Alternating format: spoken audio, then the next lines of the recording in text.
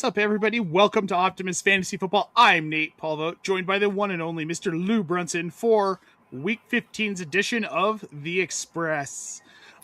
Week 1, wonderfully dry Colorado. Got to clear my throat there a little bit. Week 1 of the fantasy playoffs. Some of us had buys, some of us didn't. It's been an exciting week, though. My favorite thing, early Christmas, folks. The Kansas City Chiefs are officially eliminated from the NFL playoffs. Woohoo! I mean, if you're a fan of a different AFC team, it really is Christmas come early, because it's like when the Patriots fell, right? It's just like, finally anybody else can do something.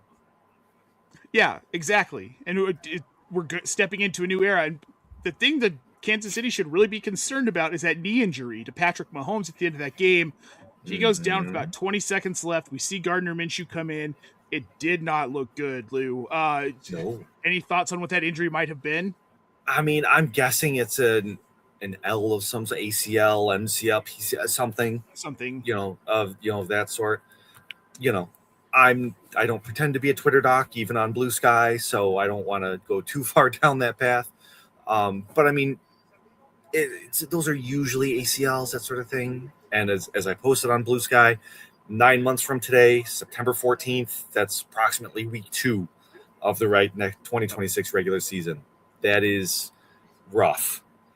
That is very rough. And I mean, it's Patrick Mahomes, so does he need training camp? Does he need this and that?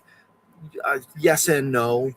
His timing matters, especially the way they run offense, that sort of thing. But it's man, what a bummer of a way to get eliminated from the playoffs. Yeah. Well, and I thought this earlier. I love Gardner Minshew.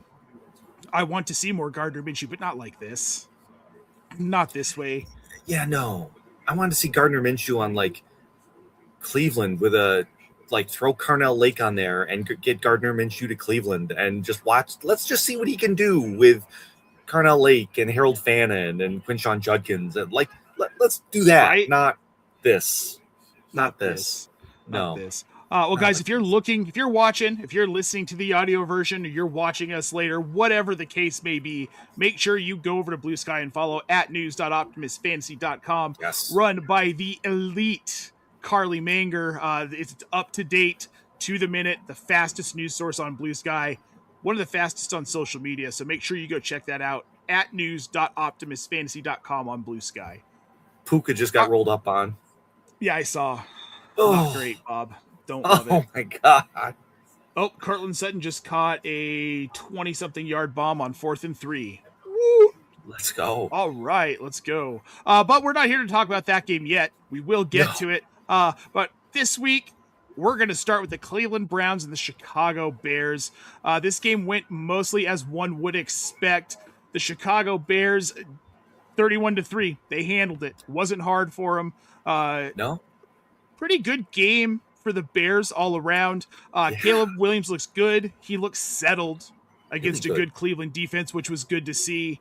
That was mildly surprising. It was mildly surprising. It's a new development for him. I expected the passing game to struggle more than it did with with how cold it was, and then you add the Cleveland defense on top of it. They've been really good against the pass, and he just I think settled was a perfect word for it. He looked calm and in control of everything. And even on that one, yes, touchdown to DJ Moore there, he still looked like he knew what he was doing, even if nobody else did. Yeah, which is good. You need that in a quarterback. DeAndre Swift, though, he definitely looked like he knew what he was doing. Look, he's a must start. Even with Mononga getting work, DeAndre Swift is still the alpha here. I want to start him every week. 18 carries, 98 yards, but he had the 2 tutties as well. This is a guy who's just playing really well in this offense. Yeah, and he's good enough in the passing game that when they use him that way, he can get you good points there too. There's really no reason to not be starting DeAndre Swift every week. Like any other player, he's gonna have some down weeks. He doesn't find his way into the end zone. Yeah, that sucks. But just the Bears are a good enough offense, and coaching matters with Ben Johnson and all that. It's going to happen more often than not. Yeah. Okay. I want to ask you about Luther Burden. 6 catches for 84 yards today. Is he going to be a thing going forward, or is this just kind of fluky because we're up against Cleveland? This game was over pretty early on. I think it's a little bit of both. Like Rome Odunze being that last second scratch, re-aggravating his stress fracture in his foot right before the game. That was fun, by the way, making all No. those lineup decisions 5 minutes before kickoff. Um, so it's a little bit of both, but at the same time, he's got the talent to do it. Like we've kind of seen this percolating for a while now, just bubbling under the surface.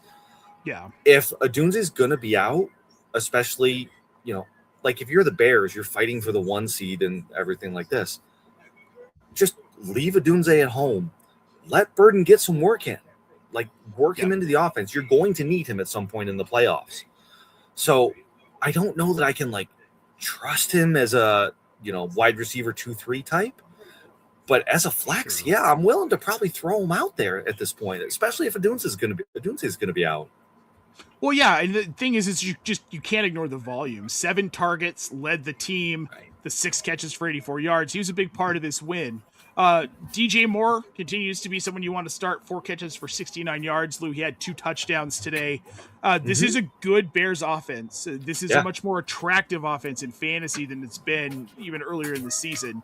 Kyle Monangai didn't have a great day. Are you concerned? I mean, 11 carries for 33 yards. He didn't even. He saw 2 targets in the passing game. Didn't manage a catch. I mean, 13 touches for a running back. I mean, that's fine for someone that you're considering at like flex position, that sort of thing. So, and we know that week to week, if one guy's hotter than the other, he's going to see the carries in that Bears offense. Right. 13 touches isn't enough, or 13 opportunities, I guess is the better way to put it. Isn't enough to keep me off of a guy like Monangai at this point. It sucks, especially if you rolled him out this week. But that's the way it goes. I mean, heck, look at what Jahmyr Gibbs has done this week, which is, you were probably counting on a lot more from him. Yeah. Oh, most definitely. Let's go to the Cleveland side here. It's bad. It's really bad. This offense is really bad. Shedeur Sanders, 18 of 35 for 177 yards and 3 touchdowns. Quinshon Judkins was even concerning today, Lou. 12 carries for 21 yards for the rookie who's been so reliable. The only other thing to talk about on the Cleveland side, because obviously these are guys that now you're questioning starting rest of season. I think Judkins will be fine. This was just bad game script, bad situation. They were down early. So, right? Harold Fanning. I mean, with Judkins, he's a really good running back on a really bad team, and we see this a lot. Unfortunately, we saw it. We saw it with Tony Pollard in Dallas. Even he was on really bad Dallas teams and couldn't really do anything. Right. Rico Dowdle, really bad Dallas team and kind of did okay, but nothing more than that. That's kind of what we're seeing with Quinshon Judkins now. So I mean, it makes it really tough to start him going forward unless you're looking at a positive game script sort of thing. And Cleveland doesn't really get those. Yeah, and this isn't a never again. It's just a not for right now with Judkins for the most part. Harold Fanning, Lou, 14 targets today. Now, granted, 7 catches, 48 yards. You get an 11.8 fantasy point performance from him, which this week really not bad. Outside of Trey McBride's 31 points, which was just an absolute monster performance. We end up with Fannin finishing his tight end 8.5 PPR. You get a really good game out of him. He's someone to start moving forward, regardless of how bad this offense is, I think. Yeah, absolutely. I mean, like we talked about earlier today, we're seeing the passing volume with Cleveland and Sanders. The problem is that he's about a 50% quarterback, which is not good. But if Fannin's going to see 14 of those targets, you can't not start him, even like he did today. Like, this is kind of his floor. That's 7. If he's going to be seeing 14 targets, catch half of them for about 40 to 50, 45, 50 yards. That's your baseline right there. That's a really nice high floor for a tight end. Oh, it's a beautiful floor. And I don't see, even if Njoku does come back, at some point he's going to play. I don't care, because Fannin's still going to see a ton of volume. Period.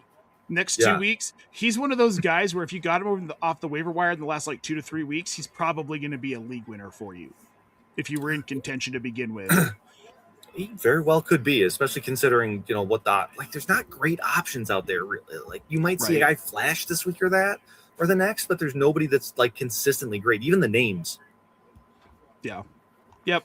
I just want to pop this in here real quick. Philip Rivers is about to win his first game since COVID.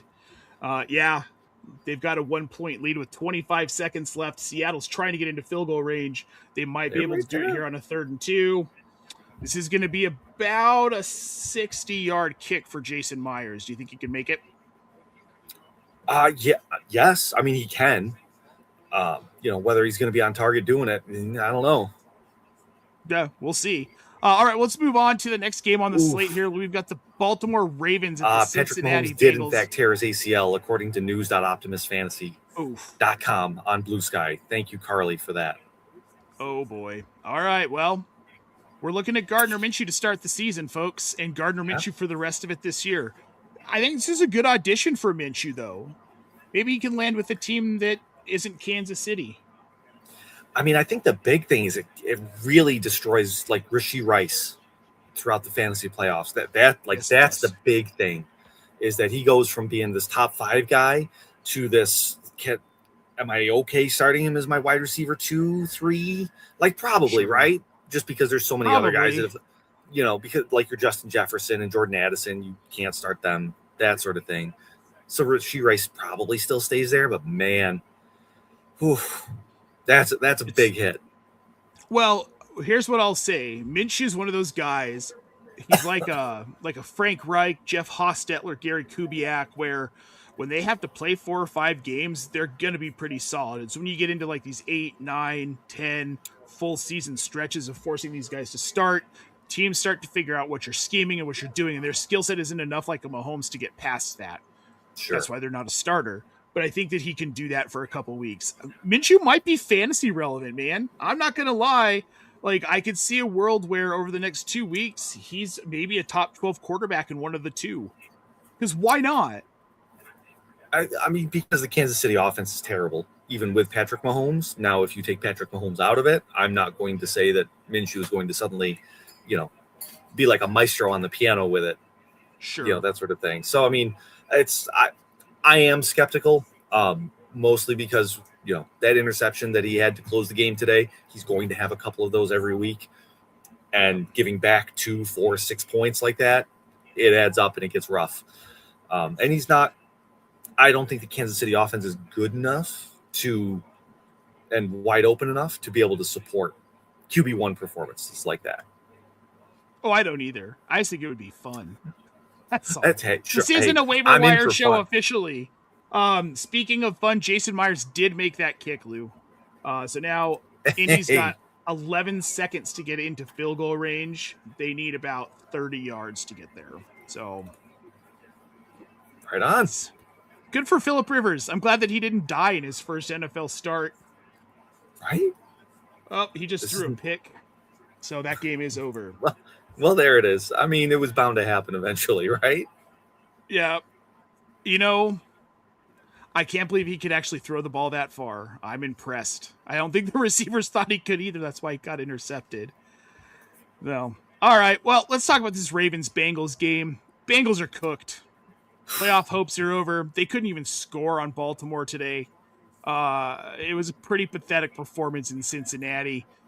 Yeah. Joe Burrow had a terrible game. Doesn't throw a touchdown pass, even. I didn't see much of this game, to be honest with you. At least not from the Bengals perspective, which, any red zone watchers know that is usually indicative of the offense not doing much. Luckily, we did get the PPR scan with Chase Brown to prop him up a bit there late, which thank goodness. Because that's great. But aside from some empty Jamar Chase calories there. Yeah. Jamar Chase was the only good. Yeah, that really was it. 10 catches for 132 yards. I mean, he got you 23.2, but they don't score. Are you worried about this offense for these next 2 games in fantasy? where you're maybe worried about starting Burrow? I mean, I don't know. There's anybody I'm not worried about at this point. Kind of thing is where I come down with it. Like everybody's got questions. Like there's not a single player out there that I'm like, yes, I feel really good about rolling this guy out every week. So no, I'm not worried about rolling Joe Burrow out simply because I mean the Bengals brought him back to do this. Like they knew what Right. I'm saying they knew what they were doing. They signed up for this at least. Yeah, that's a better way to put it. Yeah, right. So I mean, no, he's going to be out there. He's going to throw the ball a lot. You know, he's probably going to have T. Higgins back next week, and this offense is going to do some really ridiculous and silly things. This week was just not one of them, and man, yeah, it's an unfortunate week to do it because it's the first week of the fantasy playoffs. Oh yeah, I mean, Jamar Chase at least got his. I mean, Jamar Chase managers have to be pleased they got 23 points out of him. Let's move on to the Baltimore side of this. They only throw the ball 12 times, the Ravens, today. Yeah. They didn't even really run the ball that much. 24 total rushing attempts. Yeah, this was a low volume game, but they still win at 24-0. The only offensive touchdowns were 2 touchdown passes from Lamar Jackson. We get 1 to Zay Flowers and 1 to, of course, none other than Rasheen Ali out of Marshall. Look, Lamar Jackson's not healthy. No. He can't move. He's not avoiding. He really just can't get out of pressure well. Did you see the sack where like he tripped and he tripped over the Bengal lying on the ground?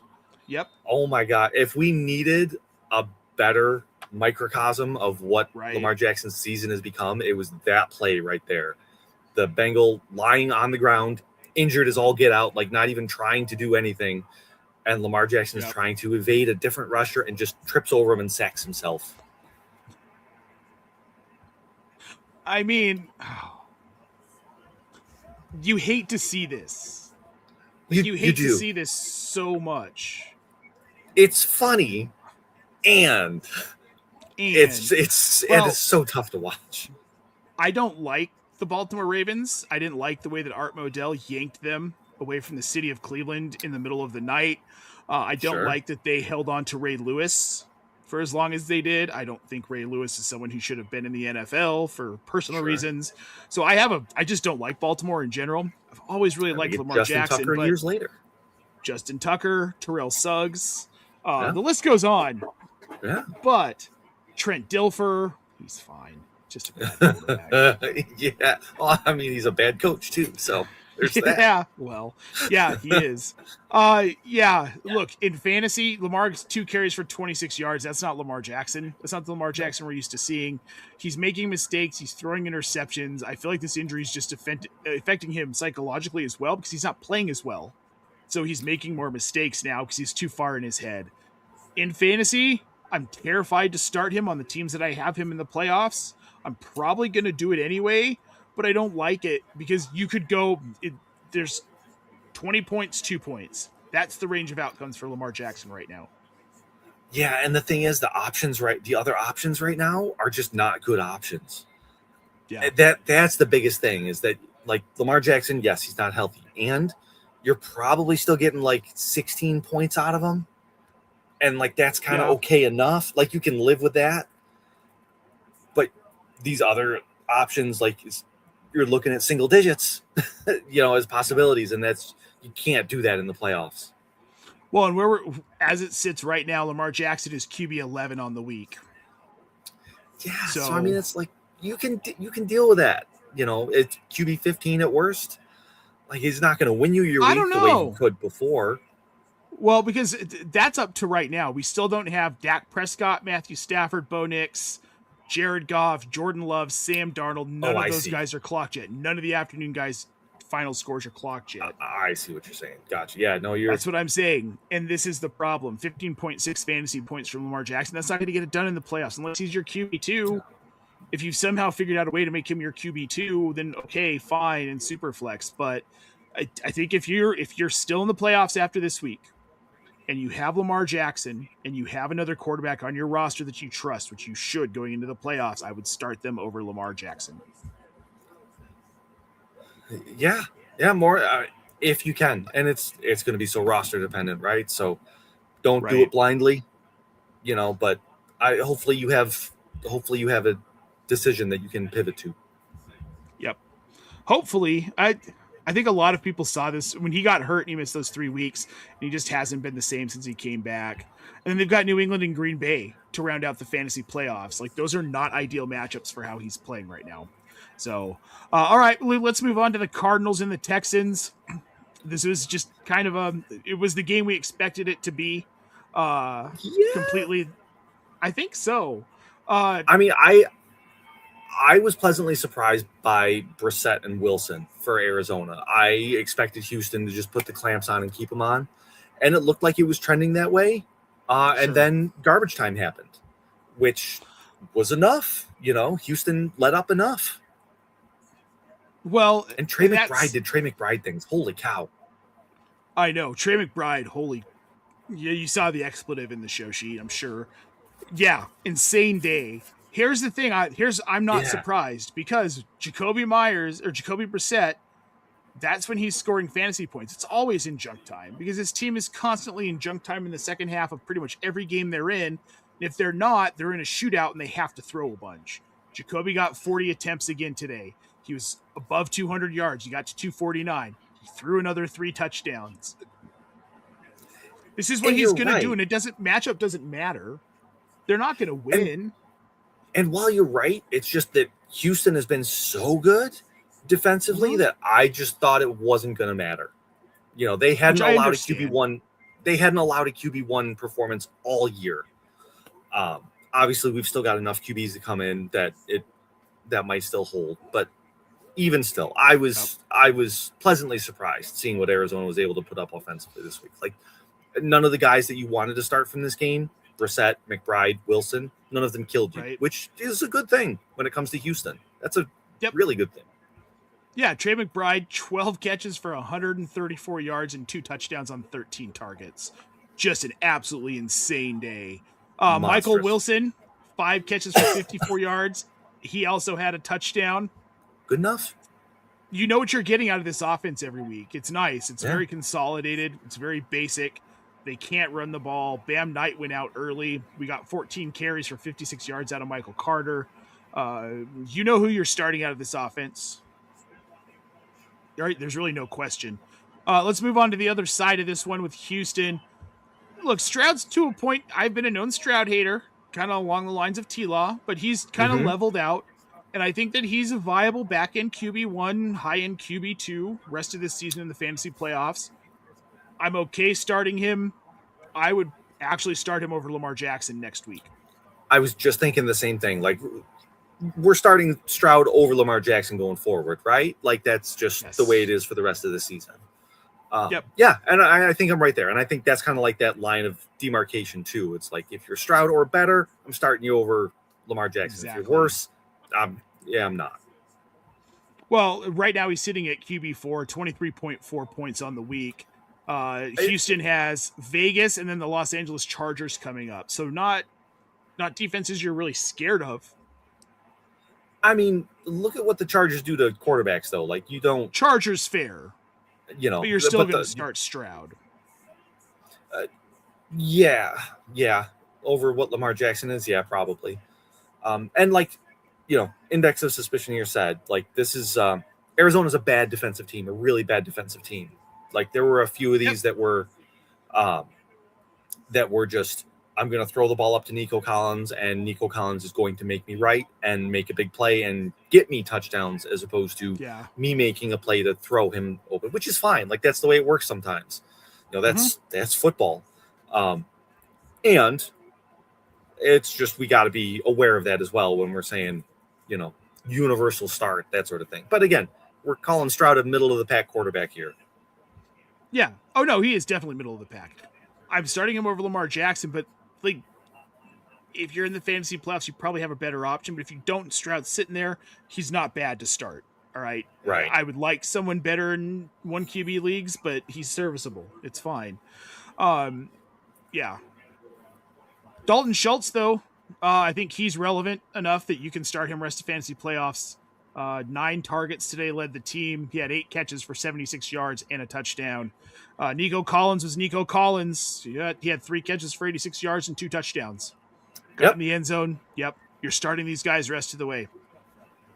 Yeah. I mean, Schultz is squarely in that kind of could be a tight end one mass, after your top options there, which is fine. There's going to be some weeks that he's not going to get it, and that's a bummer. But, he's also fine to just roll out there every week. Yep. Yeah, I did index the suspicion. I've always liked Dalton Schultz. A lot of these guys, when we're talking about this, a lot of this is in context of where they're playing, what the situation is. Dalton Schultz is talented. He's just relevant for the rest of this season because they're actually using him in this offense, and it's freaking awesome to see. All right, this one will be quick. The Jets at the Jacksonville Jaguars. Brady Cook, to his credit, kind of kept the team in this game, but definitely more than they should have been. 48-20, the final here. Brady Cook has 1 touchdown, 3 interceptions. This Jets offense is basically in the realm of the Browns offense. Breece Hall is essentially unstartable at this point. He had, 12 carries for 23 yards today. Isaiah Davis and Brady Cook outrushed him today. Both of them. Yeah. Not combined, individually. Until Garrett Wilson comes back, I have almost no interest in anyone. AD Mitchell's too streaky. He had a good day today, though. He's too streaky. 6 catches for 58 yards and a touchdown.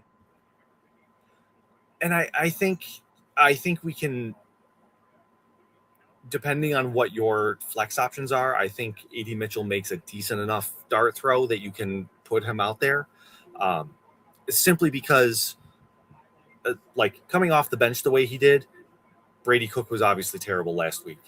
This week, he looked like a bad NFL starter, but still an NFL starter, at least in the context of week 15 in the season when we've got multiple quarterbacks out with injuries and what have you.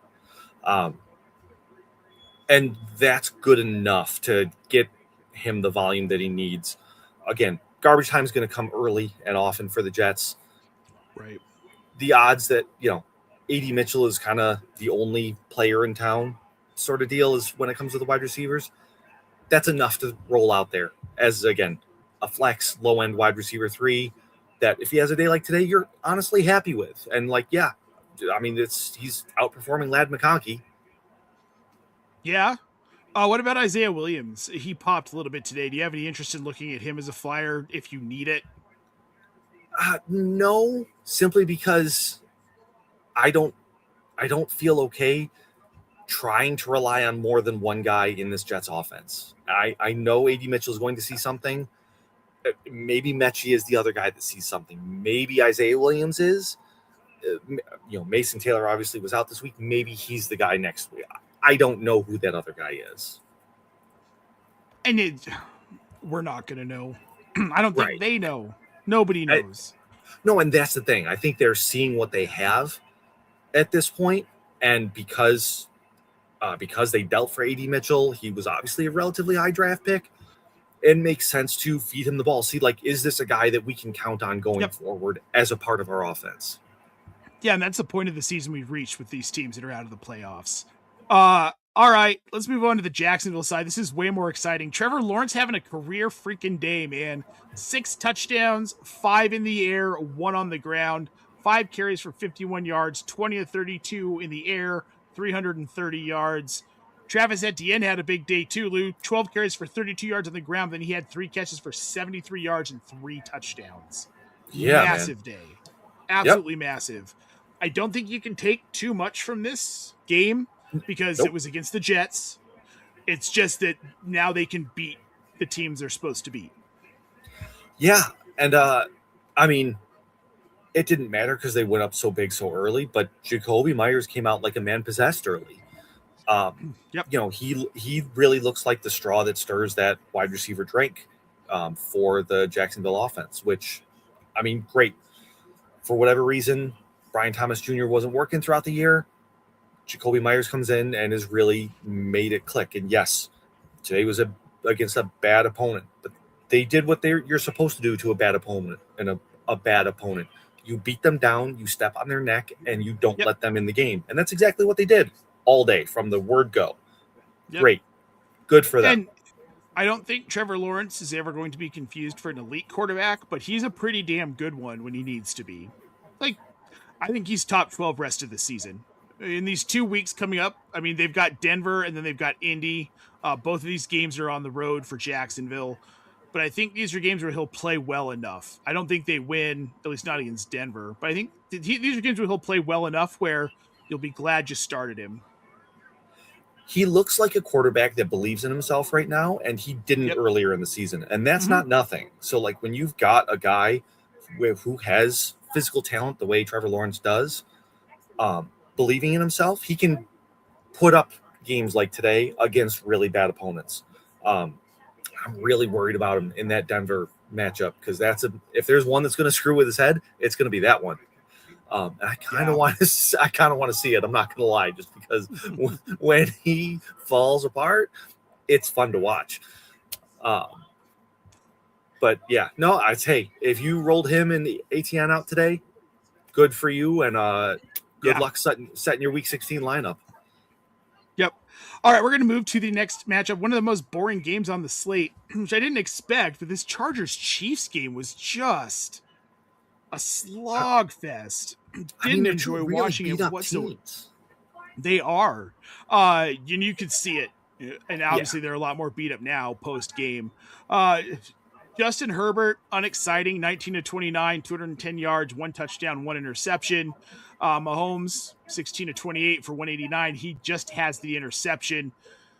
The running game for the Chargers is what we thought it was, Lou. It's a complete and total, absolute 100% committee. 15 carries for Hampton, 12 carries for Vidal. Hampton had 61 yards. But are we now looking at this committee like, oh no, they've both become back-end RB2 flexes because of the split? I mean, you kind of have to. And I have not done like a full analysis of who's left at this point. Because like there's not many great reliable running backs left to put ahead of them. You've got like 5 guys that are like, okay, yes, I feel good about them. Another like 4 or 5 that are like, yeah, I feel pretty good. Like your Kyron Williams, where it's like got to the end zone twice this week. Great. And aside from that, I don't know if he's going to be good enough on a given week. And then there's this whole mess of just, and they're in the middle of it. Yeah. But are they towards the top of it? Are they in the middle? I don't know. I really don't know right now. I'd have to kind of dive in. RB18 at this point in the season is not RB18 week 3. Let me put it that way. Oh, 100%. You were 100% right. I mean, I'm starting Hampton because what else am I going to do? Right. You don't have to start Kamani Vidal because you probably didn't put yourself in a position where he's someone you are relying heavily on. I'd be timid about starting him, but I'm starting Amari and Hampton. These wide receivers, I mean, Ladd McConkey, 2 for 20 today. He only had 3 targets. Keenan Allen's still seeing the most volume. He had 7 targets. He had 5 catches for 36 yards. And, of course, Keandre Lambert-Smith gets the touchdown in this game from Justin Herbert, like we all predicted. Just like we all thought. Yep, exactly. Yeah, we all just kind of figured. On the Kansas City side, I mean, Mahomes gets injured.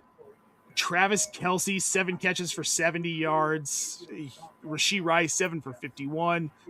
They still can't run the ball. Their leading rusher was Isaiah Pacheco with 21 yards. Yeah. I mean, this is it. Yeah. They're a bad offense is really what it is. They've got some, fading superstars that, obviously in Kelce. Rashee Rice continues to take the hardest hits of any wide receiver in the NFL this year. He got absolutely destroyed again. Drilled. Again, the second week in a row. Like, how is this dude getting up and not getting checked for concussions? That's the other part of it, right? Like, who are these independent specialists? Right. But like the biggest thing that I take away towards the end of that game, because they were going to it a lot. Like, Mahomes looks old around the eyes. Like, he looks like a guy. This was before he got hurt. He looked like a guy that was just done. He's not having fun. And I get it. This is a much tougher year than he's used to. Yep. So, The obviously, magic is gone. right. And it's, it sucks that he tore his ACL, and so now we have to start talking about what does this mean for him next year. But this is how it goes. Sometimes it's unfortunately nobody's infallible. Nope. No, and without Mahomes, most of the time I'd be like, okay, well, just pivot to their running backs. You're safe starting Pacheco and Hunt, but they're terrible too. I don't know that they're going to win another game rest of the season. Quite honestly, I mean, their offensive line is bad. Their offense doesn't really make sense and work together. They're less than the sum of their parts somehow, which is just that's a weird thing to say about Kansas City. It is, and the fall was so fast. They were in a Super Bowl last year, albeit they didn't win it. You don't see franchises fall this hard, this fast, usually. It makes you wonder what really was it last. Were they just they were operating on fumes to get to the Super Bowl last season? They barely had anything left based on how they played in the Super Bowl. Yeah, absolutely. All right, well, let's move on to a much more fun game. The Buffalo Bills defeating the New England Patriots today. Look, I give Drake May a lot of love on this channel, on social media, but I want it to be very clear. I do not like the New England Patriots. I'm a Bronco fan. We're not allowed. It's just against our nature, and it has been for a very, very long time. So I was really happy to see this game end this way. Drake May will start on that side. He's elite, man. He goes 14-23 for 155 yards. He doesn't throw a touchdown, has one pick. But Nate, how can you call him elite? Because he got it done on the ground. 4 carries for 43 yards and 2 touchdowns. He just finds ways to get it done. It's not always pretty, and Buffalo played pretty good defense in this game. I was impressed at times towards the end. Yeah, all right, fine. I'm trying to be nice, Lou. They don't deserve it. All right, fair enough. The real star of this game, though, man. Go ahead. No, I was going to say, in the second half, they got better. I will absolutely give you that. And as our resident Bills fan, oh, God, no. That defense deserves absolutely no love, no flowers, nothing. Continue. All right. Talk about TreVeyon Henderson. TreVeyon Henderson. He is a real star of this game on the New England side. 14 carries for 148 yards and 2 touchdowns. He had 2 catches for 13 yards, but yeah, who cares about that? It's just another 3.3 points on top of an already stellar day. Lou, I'm so proud we're watching him grow up right in front of us. I mean, is it growing up? Is it just, again, I go back to the Bills defense. Without ranting too much, I week in and week out, I see the worst gap discipline I've ever seen in my Bills rooting life, adult Bills rooting life. The Sean McDermott years, let me put it that way. The worst gap discipline I've ever seen. That long Henderson run at the end where he cut it back all the way across the other field. Like that, the backside defensive end, AJ Epinesa, what are you doing, bro? Why are you not where you're supposed to be? Because that is exactly why you need to be there. Anyhow, I'm not. That's as much as I'm going to rant about that. But there was a lot of that we saw today. That was the Buffalo Bills defense. Yes, by all means, get excited about TreVeyon Henderson and understand Sean Tucker did this to them too. And what's he doing now? Right, that's fair. But TreVeyon Henderson, for what it's worth in this game, junk time, running back time was Ramondre Stevenson's. He had 6 carries for 50 yards. Sure. Henderson's the clear RB1 now. So whatever that turns into down the line, I think you're safe starting him. This receiving core, though, Mac Hollins was their leading receiver. He had 8 targets, 4 catches for 41 yards. Stephon Diggs, revenge game. That didn't come to fruition. Joe Zolo, I'm talking to you. He talked me into it yesterday morning. It's fine, though. But yeah, I'm uninterested in the receiving core in New England in fantasy. There's 2 weeks left. You don't need to be toying with these guys. There's no reason to. You haven't been relying on them earlier in the season, so they just need to stay away. Right. Like you can, again, Diggs kind of fits into that wide receiver 3 range. Like he's kind of the most likely you can bet on. Understanding that you're going to get games like today where he doesn't really do anything. He doesn't matter. So, Yeah. On the Bills side of this, Josh Allen had a pretty slow day to start. He finishes 19 to 28 for 193 yards, 3 touchdowns. James Cook, 22 carries for 107 and 2 touchdowns on the ground. He adds a receiving touchdown. These receivers are uninteresting to me, but Dawson Knox and Dalton Kincaid, they were a near match today, Lou. They both had 3 catches on 4 targets. Knox with 37 yards, Kincaid with 34, but Knox gets the 2 touchdowns. Do we have to pay attention to Dawson Knox the rest of the way? Well, something that I didn't realize until like literally right before game time. Dawson Knox is a brand new dad this week. Like he missed first kid, everything like that, missed a practice, personal, and it just came out like literally right before the game that is, got to welcome his first child. We see time and time again, brand new dads in the NFL, they show out their first game, that daddy bump. And I think that's what we saw this week. To be perfectly honest with you, I think if you are desperate at tight end, you can roll out Dawson Knox. I don't encourage it necessarily because I think you can probably get a guy like Colby Parkinson off the waiver wire, and I would prefer to start a guy like that over Dawson Knox. And if he's not an option, Knox is okay enough, and it's not like anybody else on Buffalo's offense in the passing game is doing anything. So, yeah, kind of.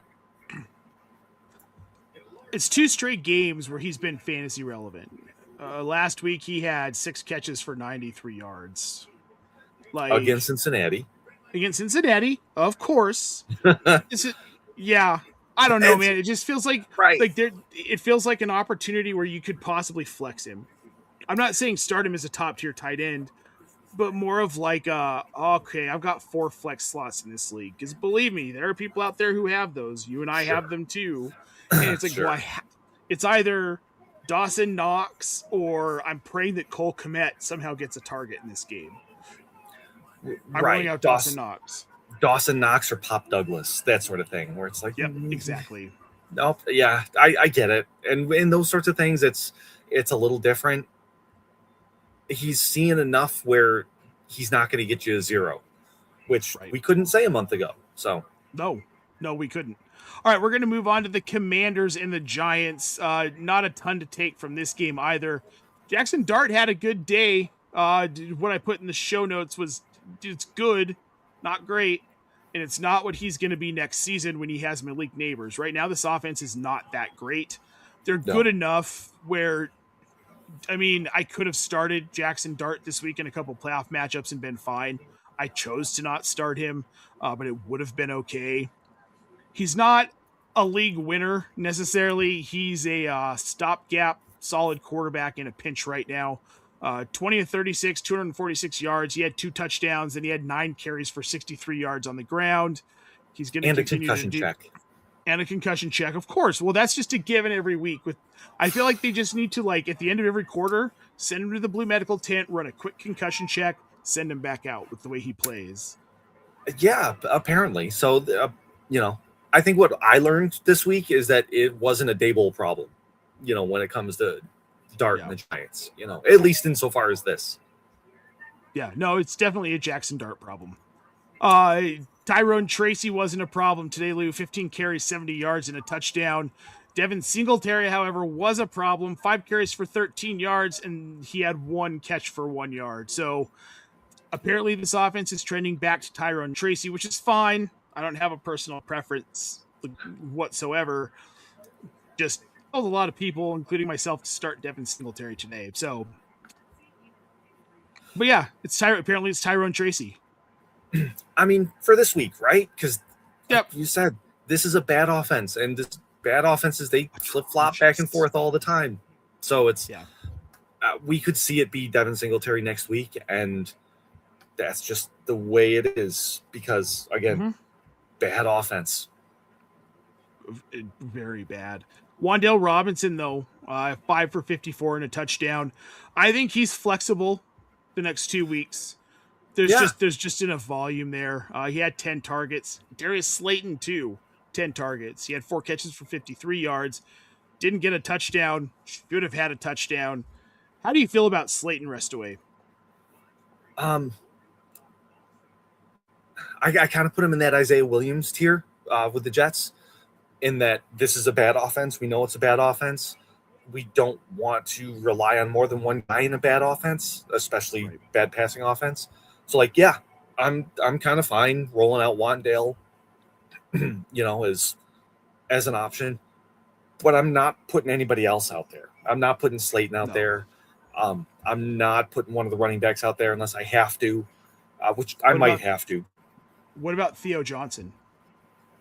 Again, he's in that next up tight end tier, right?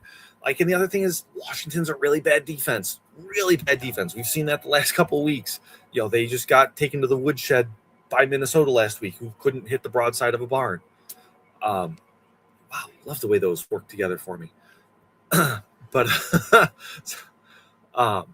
yeah, so it's like, let's try not to read too much into this either. Like, Tracy's probably going to be back to 11 for 32 next week, and Theo Johnson's probably going to be back to 2 catches for 25 yards next week, because that's the world this offense normally lives in their non-Washington weeks. All right, let's move over to the Washington side. Marcus Mariota's Marcus Mariota. If you have to start him, you have to start him. You're going to try not to. Ja'Cory Krosky-Merritt, a lot of people have him rostered. A lot of people have not been starting him. Chris Rodriguez misses today. Is there anything to this? 18 carries, 96 yards. He gets a touchdown, does not see a target in the passing game. Is there anything to this JCM little like mini breakout game, or is Rodriguez just going to slot right back in when he comes back? And I think that's it. It's what we saw today is what we saw earlier in the year, and that when they lean on him exclusively, he's going to show out. Again, the Giants are also a really bad defense. That helps. Or at least a really bad defense in that particular way. Their defensive line is really good and everyone else is terrible. So yeah, I get it. And at the same time, like you said, when Chris Rodriguez comes back, it's either going to be a really gross split again, which helps nobody, or it's going to be the Chris Rodriguez show, which only helps Chris Rodriguez. So yeah, I don't think JCM's going to be a thing the rest of the season. Great for this week. If you lucked into being able to start him, awesome. I hope he served you well. Yeah. What about Scary Terry? You trust him? Love it. I do. He just barely paid off this week. But at the same time, barely paying off is still paying off. So I will take those. And it's, I don't really trust anyone else in this offense, is what it comes down to. No, Ben Sinnott had the 1 catch for 36 yards. We'll look for him next year. It'll be a thing. They'll work him in over the offseason, get him in. I'm really looking forward to that. I think we don't see tight ends generally take off until their 3rd season anyway. Next year will be year 3 for Sinnott. So, but yeah, you're right. I even have a hard time with Terry McLaurin, honestly. Like 3 for 69 and a touchdown's great, but I just don't know with the matchups coming up who they've got. Let's look here. Philly, Dallas, Philly. Okay, never mind. I take that back. Great. I actually really like week 17 against Dallas. So I can trust it. I think I can trust this. I can roll with this. Let's move on to the Las Vegas Raiders, the Philadelphia Eagles. This one was over before it started. I think everyone with half a brain knew that. Final score is 31-0. The Raiders are atrocious. Kenny Pickett, 64 yards and an interception. Ashton Jonty, he's in that territory of Quinshon Judkins, where he's in a really bad offense, and no matter the talent, he can't produce. 9 carries for 35 yards. Brock Bowers, 6 catches for 28 yards. Even he wasn't great. You got 8.8 fantasy points out of him in PPR formats. Not great for a guy that you're drafting as your tight end 1. I have reservations about starting every single player in this offense now, including Brock Bowers. 2.5 yards passing per passing attempt. Mm-hmm. That's ridiculous. Like, you would bench a running back who only got 2.5 yards per carry. You're getting that per throw. The Super Bowl champion Kenny Pickett, ladies and gentlemen. I mean, that's woo-hoo-hoo. Oh, buddy. Yeah. Can we please get Aiden Congratulations. O'Connell? Please. Right? Like, why not? Why I not? understand he died, and that's fine. But this is not it. Like, you have Brock Bowers. How are you doing this to Brock Bowers?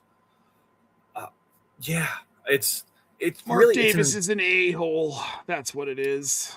it's fair, Yeah. and I mean but it's not just that either. It's Pete Carroll, and it's everything about the whole situation. None of this is good enough.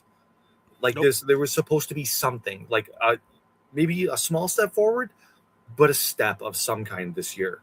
That was the whole thesis behind Carroll, and it's now it's just the kind of step that you wipe your foot off before you come inside. Make sure all that gets off. I mean, you're right though. All right, the Philly side of this, really not bad team, good offense. Jalen Hurts goes 12 of 15 for 175 yards and 3 touchdowns before they bring in Tanner McKee. Saquon Barkley, 22 carries for 78 yards and a touchdown before they shut him down in favor of Tank Bigsby. Dallas Goedert, 6 catches for 70 yards and 2 touchdowns. A.J. Brown has 2 catches for 41 yards and a touchdown. And then we had players like Darius Cooper getting targets once this game was out of hand. So right. Philly's Philly. I still don't know if this offense is good or viable going into next week in fantasy. We'll find out next week. No, we'll find out next week nope, we won't know next week either because they're playing the Commanders. So fire up your Philadelphia Eagles next week, friends. I mean, hey, you get to use these early round draft picks in the fantasy playoffs. That was the goal the whole time, right? And you get to. It just so happens to be because they're really, really good matchups. Yes. But at least you get to. Yeah. Look, dude, don't look a gift horse in the mouth, all right? Exactly. I don't know where did that phrase come from? What a weird thing to say to people. What the hell is a gift horse even? That is a horse that you are gifted because, believe it or not, I have actually looked into this saying before because I thought it was weird. Okay. Well, I like that. We'll talk about it after the show. I think you just told me all I needed to know about it, so never mind. All right, we're going to move on to the afternoon slate games. Let's start with Detroit Lions and the Los Angeles Rams. This was a hell of a game, Lou. Quite a shootout here. Ultimately, the Rams win 41-34 on the back of Matthew Stafford, 24-38 for 368 yards, 2 touchdowns. Kyron Williams, 15 carries for 78 yards and 2 touchdowns. Blake Corum, 11 carries for 71 yards and a touchdown. Of course, Puka Nacua goes absolutely nuclear. He has 9 catches for 181 yards. And Colby Parkinson, 2 touchdowns, 75 yards on 5 catches.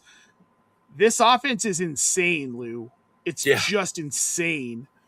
The sheer power of what Sean McVay has put together this season with this team. Kyron Williams, Blake Corum, they're both completely viable fantasy starts at this point. Puka Nacua, best receiver in the league. I mean, it's between him and Amon-Ra, who we're going to talk about here in a second. I mean, are we talking about like fantasy wise, or because I mean, you kind of have to put like if we're talking real life and production, that sort of that sort of thing. It's like you have to put Jefferson there, you have to put Chase there, that sort of JSN. JSN, that's fair. That's fair. But I mean, at the same time, if you're saying this guy's my top of any one of those, I'm not arguing with you. Yeah, okay, sure. I mean, this guy's mine, but yeah, that's a valid answer. I think if we're talking pure physical skill, that's more where I'm at because this guy makes catches and does things you don't see any other receivers do. So these other guys all have freakish skill, but like the yards after the catch stuff he does, some of the catches he makes, and you just look at it and you're like, humans aren't supposed to bend that way or do that. Yeah. And that's what Puka is. I'm still fascinated by the people that try to like shoulder tackle him and not wrap him up. Like what have you do you not know what you're doing? I understand that, you've been playing football probably all your life and everything like that. And I'm sitting here on my couch talking about it. Right. And like, this is Puka Nacua. You can't just like throw your shoulder at him and expect him to go down. That's not what he does. Nope. No, it's never going to work. So yeah, this offense is what we thought it was. The guys you're starting here. There's no question. Going over to the Detroit side, I mean, Jared Goff looked good too. 25 of 41, 338 yards, 3 touchdowns. Jahmyr Gibbs, not so good, 13 for 38. David Montgomery does get the rushing touchdown. Still didn't make him super fantasy relevant this week. But these wide receivers, Lou, Whew. I started them. I have them both in one of my leagues, and I started them both. Amon-Ra, 13 catches for 164 yards, 2 touchdowns on 18 targets. Jameson Williams, 7 catches, 134 yards, and a touchdown on 9 targets. Jahmyr Gibbs did have 7 targets. He had 4 catches for 20 yards, so a little bit of PPR saving if you're in a PPR league. Not a whole lot of it, maybe really. a slight bump. Yeah. Again, this offense is exactly what we thought it was. Your Jameson Williams, though, without Sam Laporta, I mean, he's like the top 15 wide receiver at this point in this offense. Yeah. I mean, this is what we were hoping for. And I mean, the issue or the problem with Detroit on any given week is that it could be a running backs week this week, or it could be a wide receivers week this week. This week it was a wide receivers week. Showed out. Awesome. Yep. Good times. Next week could be a running backs week. Honestly, the way that it's gone for the Detroit Lions the last 6 weeks or so, probably is going to be a running backs week next week. Probably. Because everyone that was relying on Jahmyr Gibbs this week has been eliminated now. So let's have fun in those consolation brackets. Yeah, I mean, being burned by Jahmyr Gibbs in 2 different leagues this week. Yeah, I actually didn't get burned by him, so I'm pretty pleased. Nice. I'm going to be honest, I have not gone through and checked most of my matchups just because I don't want to be too mad. I've looked at the bye week leagues to see how everybody else is doing. All right, we're going to move on to the Carolina Panthers with the New Orleans Saints, Lou. Again, this is another game where Tyler Shuck was the leading rusher for New Orleans. He had 8 carries for 32 yards. Devin Neal had 7 for 28 and a touchdown before he went out of the game. Shuck threw for 272 yards. I went 24-32, had a touchdown. That touchdown went to Chris Olave. 6 catches for Olave for 85 yards. 5 catches for Devon Vele for 69 yards. We saw Audric Estime get a little bit involved after the Devin Neal injury. He's not someone who's a factor to me. I basically looked at this game and realized that I just didn't care, like even a little bit about this. There's no real fantasy relevance here. If you're still rolling out Tyler Shuck, I mean, Tyler Shuck or Lamar Jackson? Tyler Shuck. Right. And see, that's the thing, right? Like we do kind of care. Okay, so I do kind of care, Lou. Fine. I care about Tyler Shuck. I care about Tet McMillan. Rico Dowdle, 16 carries for 49 yards. He had a touchdown, so he became fantasy relevant. Got saved, yeah. Yeah, kind of saved your day with him. Tet McMillan, only 2 catches for 25 yards, didn't score. Jalen Coker, 4 for 60 and a touchdown on 4 targets. Tommy Tremble, all of a sudden, walks into 4 targets today for whatever reason, has 2 catches for 13 yards. This was just not there was nothing that exciting about this game. Bryce Young looked good at points. He's definitely improving, right? He was 15-24 for 163 and a touchdown. That's not terrible. Yeah, I actually watched a good portion of this game today just because I was interested, and it was close. Sure. It was a weird game in that Carolina just didn't do anything to pull away, and if they had, New Orleans wouldn't have been able to do anything about it. But because they just didn't, that allowed New Orleans to just kind of do whatever it was that they were doing and then win it at the end. So I don't know if it's coaching or what have you. I don't really take a whole lot out of this for Carolina because it almost felt like they weren't trying hard enough, which is a weird thing to say about a professional NFL team leading their division in mid-December, but it's true. It is true. You're not wrong. From a fantasy perspective with these teams, I just like if you have Bryce Young, you're probably starting him because you drafted him to start him. That's only in 2 QB leagues. Otherwise, Tet McMillan, you still have to start him. I mean, the volume's normally there. It's strange. He's had 2 kind of weak volume games. I don't think that continues though.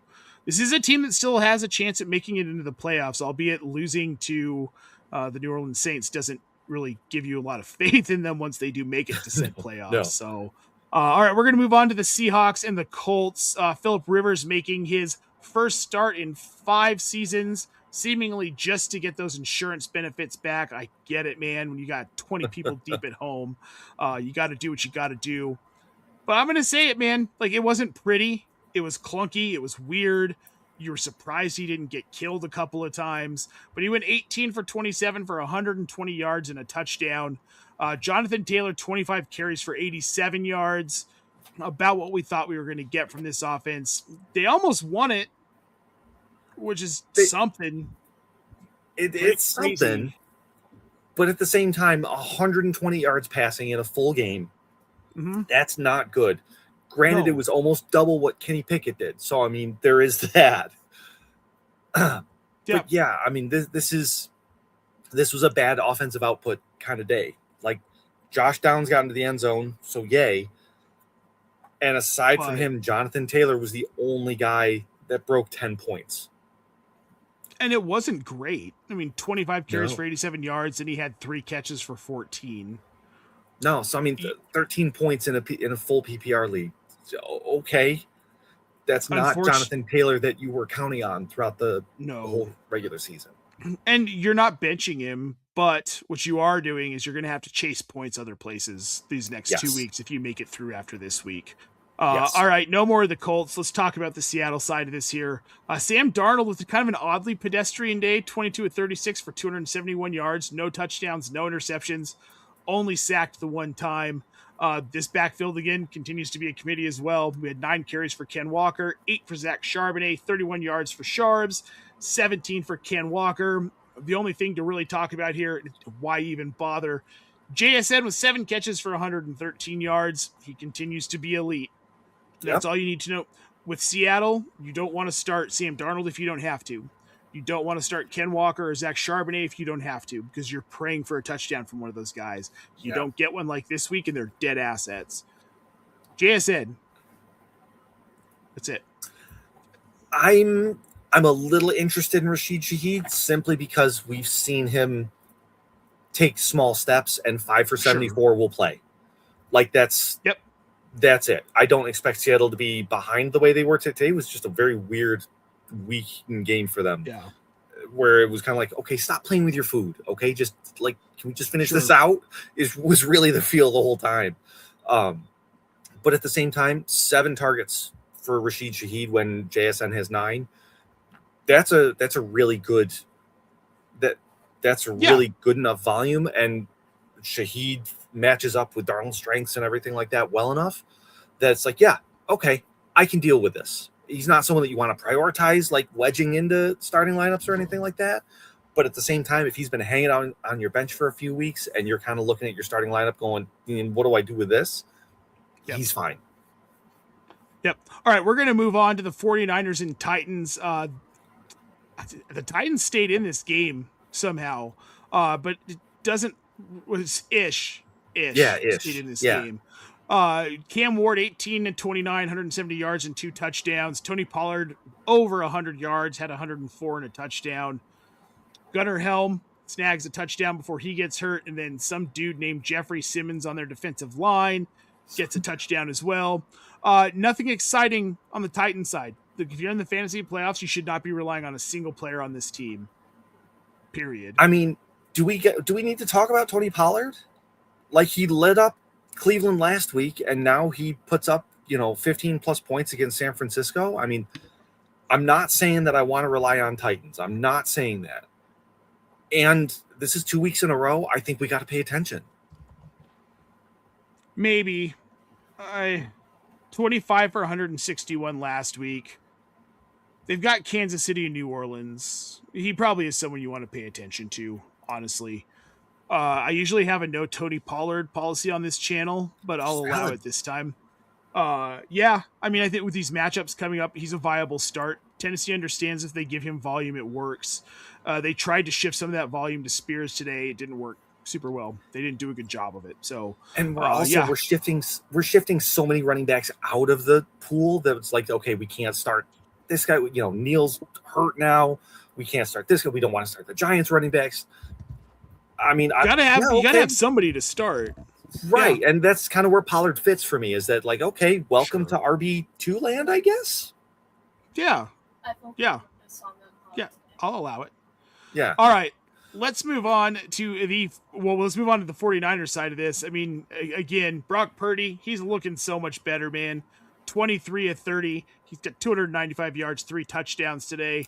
Christian McCaffrey, 22 carries for 73 yards and a touchdown. He His sees an back is additional okay. catch for 14. Ricky Pearsall, Ricky Pearsall.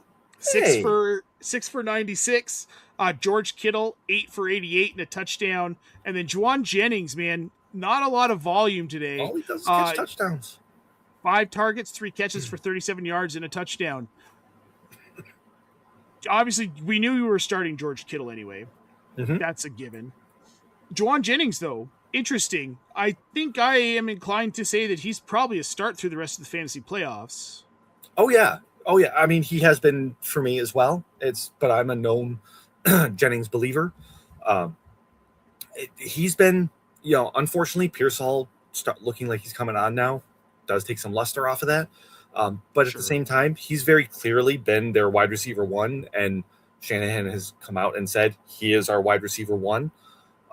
That's not nothing. If Shanahan believes in you, he's going to make sure that you see the ball in high leverage situations. And he's had, I think that's 3 straight games he's got at least a touchdown in now. I mean, Hey, great. Gotta love that, because he's not getting the high end volume, but those end zone trips, man, they help a lot. He's got a touchdown in 4 of his last 5 games. 4 of last 5, yeah, there you go.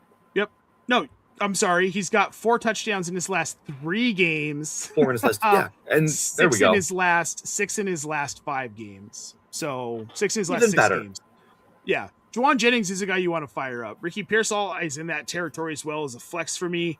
And George Kittle's a top-tier tight end. In this offense, when they get him going, you got to start him. Yeah, and it's a little tougher because it's Tennessee, and it's tough to judge like how much of this is real versus what is not. Right. The fact that we've seen it over time, like we obviously know we know CMC is. We've seen it over time with Jennings. Pearsall, I'm questioning a little bit because that's how much of this is real, how much of this is Tennessee. And Kittle, he's been up and down a little bit, but you're still rolling him out no matter what, even though I think his performance today was it's Tennessee. Sure.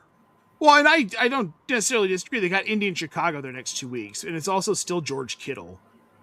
Kittle's gonna George Kittle. 8 for 88, maybe not every week, but like 4 for 60 and a touchdown or 2. I think you can almost bank on that the rest of the season. Sure. All right, Lou, let's move on to the final game here before we get everyone out of here and on to Sunday Night Football. The Denver Broncos defeating the Green Bay Packers 34-26 tonight. We'll start on the Green Bay side of this. Jordan Love looked not lovely, I guess. Be the best way to put it. 24-40 for 276 yards, throws a touchdown, throws 2 interceptions, one of them being very costly towards the end of the game. Josh Jacobs, though, 12 carries, 73 yards. He gets a touchdown. The receiving core continued to be confusing. It was all over the place. Matthew Golden, Jaden Reed, Luke Musgrave, Romeo Doubs, Christian Watson, Josh Jacobs, John Fitzpatrick, all players who saw 3 or more targets today. We also had Chris Brooks, Dontavian Wicks, and Bo Melton seeing targets from Love today. I am at a point now where I don't trust anything about this wide receiver room. Christian Watson left with a shoulder, rib, chest injury. Mm-hmm. To me, it looked like he dislocated that shoulder. We'll see. I still haven't seen anything as to what it is. Right. Something, cracked dislocated rib, dislocated shoulder, cracked collar, something in that area. He just landed poorly and everything like that, and that's a bummer because he was the one guy I was pretty okay with rolling out there in that Packers offense, not named Josh Jacobs. I don't understand why you, as a play caller and Matt LaFleur, decide, how I'm going to beat the Denver Broncos is with Jordan Love throwing the ball 40 times in a game. Like, you've got Josh Jacobs and you only run the ball 12 times? Yeah, I don't get it. You're not going to beat Denver that way. No, not at all. It just doesn't make any sense at all to me. So But that's what Green Bay Yeah. does, right? They go into these games and they don't make a lick of sense, but because they've got really good players, they get away with it more often than they should. No. All right, let's move over to the Denver side of this one. I'm pleased, Lou. You Okay. couldn't tell from the fact that I'm wearing a freaking Broncos jersey. It- I'm happy, but from a fantasy perspective, like Bo Nix today, 23 of 34 for 302 yards. He throws 4 touchdowns against a good Green Bay defense. They got it done against a good defense. RJ Harvey, 19 carries for 65 yards and a touchdown.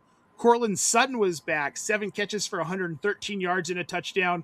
We had Troy Franklin, 6 catches for 85 and a touchdown. And then, of course, it wouldn't be a Sean Payton win without little Jordan Humphrey getting 3 catches for 42 yards and a touchdown.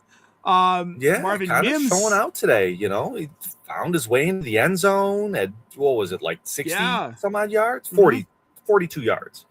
42 yards, yeah. Little 42. Yeah, we'll take it. Little 42 yards. Yeah. Little 6'4" Jordan Humphrey. I don't understand the fascination, but and I've been very public about my disdain for Sean Payton and his offenses, and I'm sure he feels the same about me, and I'm very comfortable with this. This is what he does, and it worked today.